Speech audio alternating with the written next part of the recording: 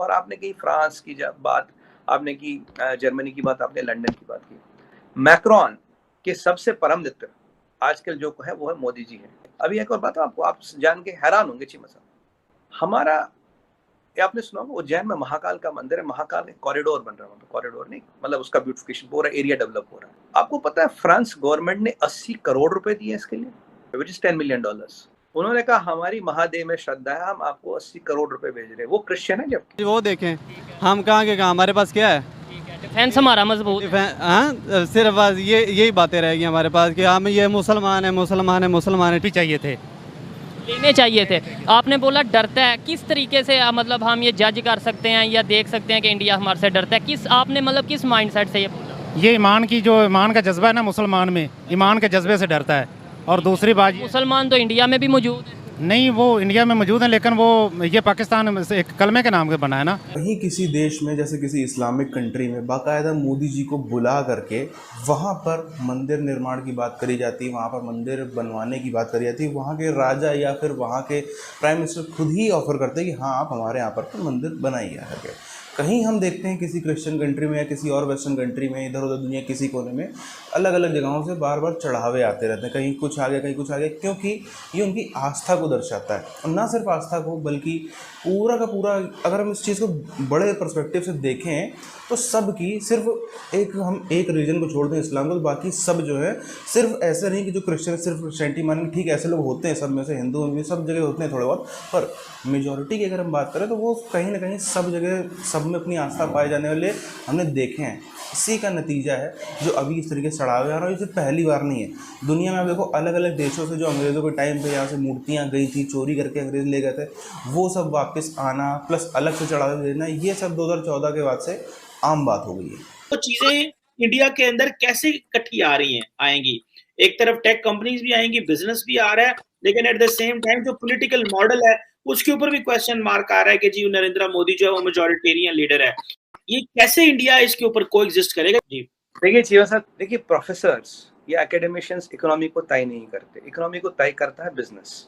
ये जो Tim cook है एप्पल के सीईओ, ये डिसाइड करेंगे कारखाना कहाँ लगाना, बिजनेस कैसे चला, वो डिसाइड करेगा, उनका बोर्ड डिसाइड करेगा। जब वो चाइना गए थे उनके बोर्ड ने डिसाइड किया था, किसी एकेडमिशियन ने, प्रोफेसर ने डिसाइड नहीं किया था। 80 करोड़ रुपए उन्होंने वहां भेजे, राफेल हमसे खरीदे, बिजनेस हमसे बनाना, एफटीए की बात वो हमसे कर रहे। यूरोपियन यूनियन की हेड यहाँ आई थी हमारे साथ एफटीए करो। अब लंदन पे चले जाए, फ्रांस, जर्मनी, यूके, ये 3 बड़ी शक्ति है। यूरोपियन यूनियन एज सच, ये इनकी चारों की मैंने बताई। अमेरिका आपको पता ही है। तो अब ये जो एक एकेडमिशियन प्रोफेसर या कोई भी है, उनके they are entitled to their opinion, but that opinion is not a force which can change the course of things at a geopolitical level. चलो सलाब आया था, उसका उनकी जो है ना वो उनकी मदद करनी चाहिए थी। और दूसरा ये कि इंडिया को तकलीफ इसलिए हो रही है कि ये वाहिद मुल्क है पाकिस्तान जिससे वो इंडिया डरता है। इंडिया डरता है पाकिस्तान से।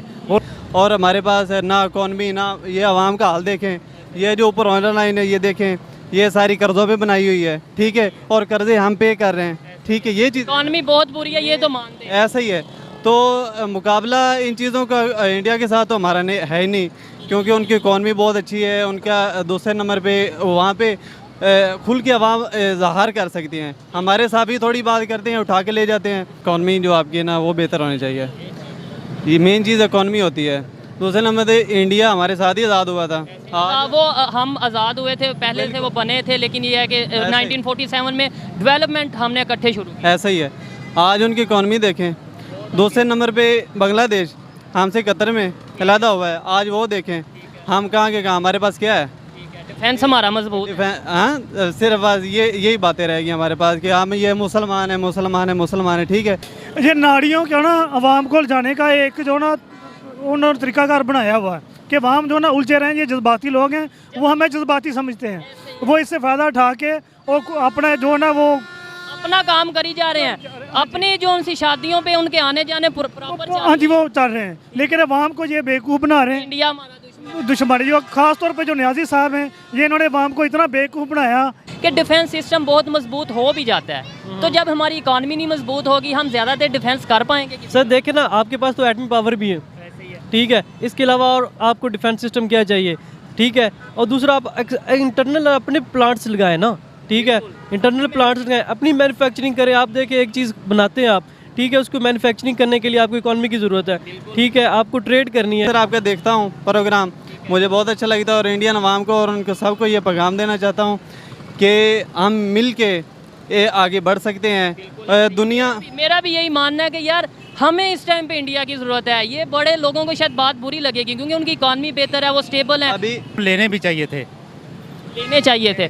आपने बोला डरता है, किस तरीके से मतलब हम ये जज कर सकते हैं या देख सकते हैं कि इंडिया हमारे से डरता है? किस आपने मतलब किस माइंडसेट से ये बोला? ये ईमान का जज्बा है ना, मुसलमान में ईमान के जज्बे से डरता है।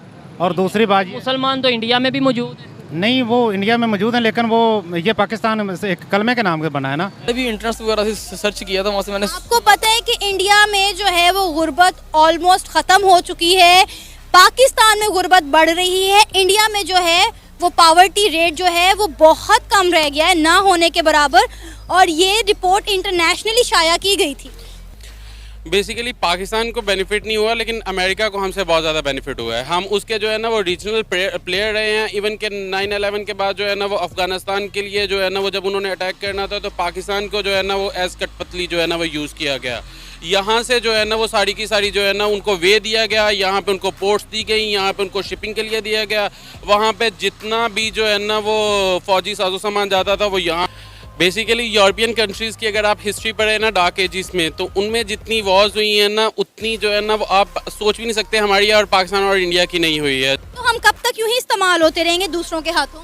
ये तो हमारे बड़ों को चाहिए कि ऊपर से बैठ के कोई एक फैसला डिसीजन ले ले कि हम लोगों ने फॉर एग्जांपल अमेरिका का कट ऑफ करना है तो उनको छोड़ दें। हमारे पास चाइना भी ऑप्शन है, दूसरे ऑप्शन भी हैं, हमारे पास हर तरह की हमारे पास फैसिलिटीज़ हैं, यहाँ पे हर तरह के काम हो रहे हैं, लेकिन बार बार हम लोग अमेरिका के हाथों जाके बिक जाते हैं। और वही पुरानी रीति रिवाज जो आज हम 75 साल के बाद भी स्टिल उसी पॉइंट पे खड़े हैं। आप बांग्लादेश को देख लें, हमारे से बाद में आज़ाद हुआ है जो तो है स्टिल, क्योंकि अभी भी वो सुपर पावर अमेरिका ही है।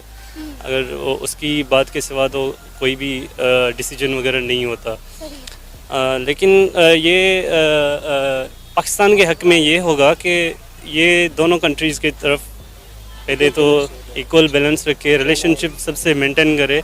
ऐसा नहीं है कि सारे एग्स जो हैं एक ही बास्केट में पुट कर दे कि हमारा जो टेंडेंसी हो वो पूरी अमेरिका की तरफ नहीं होनी चाहिए ना। पाकिस्तान बेसिकली अपनी सेफ साइड ले रहा है कि क्योंकि इंडिया भी बहुत से मुल्कों से लेता है जो उस तरह के अपनी तैयारी लेता है, तो पाकिस्तान ने एक तरफ से अपनी सेफ साइड की है ताकि कल कलांग अगर कोई इस तरह का कोई मामला आता है, कोई हमले वगैरह होते हैं तो पाकिस्तान भी उनका भरपूर जवाब दे। हम इंडिया भाई गरीब नहीं हैं। बेसिकली इंडिया ने तो आपको पता ही है कि हर तरह किसी भी मामले में जो भी हम करेंगे उनका रिएक्शन उल्टा ही होता है। तो अमेरिका का मेन पर्पज़ ये है कि वर्ल्ड में कहीं पे भी उनका काम है वार करवाना, क्योंकि उनके पास जो असला होता है उन्होंने सेल आउट करना होता है। तो उनका काम है कभी पाकिस्तान इंडिया की करवा दी, कभी किसी कंट्री की आपस में करवा दी। उन्होंने अपना जो भी असला बेचना होता है उनका काम है। तो दुनिया भर में आप देखो इतने सारे प्रेसिडेंट, इतने सारे राजा, साथियों वैसे तो दुनिया भर में इतने सारे प्रेसिडेंट, इतने सारे राजा, इतने अलग अलग टाइप के लीडर्स हैं और कई सारे लीडर्स हैं, कोई बहुत बड़ी कतार है, एक दो नहीं है, जो भारत के लिए अलग अलग तरीके का अपना आस्था के पर्सपेक्टिव से अगर हम देखें तो अलग अलग तरीके की मदद भेजते रहते हैं और अलग अलग जो है वो उनकी तरफ से कभी चढ़ावा, कभी कोई तोहफा आ गया, कभी कुछ आ गया, सिर्फ और सिर्फ सनातन धर्म के प्रति आस्था के चलते। पर मैक्रॉन के किस्से में थोड़ा सा अलग केस हो जाता है। अगर आपको याद हो, जब मैक्रॉन इलेक्ट होकर के आए थे, इनको बहुत ही बल्कि पूरे यूरोप का लेफ्ट का सबसे बड़ा नेता माना जाता था उस टाइम पर।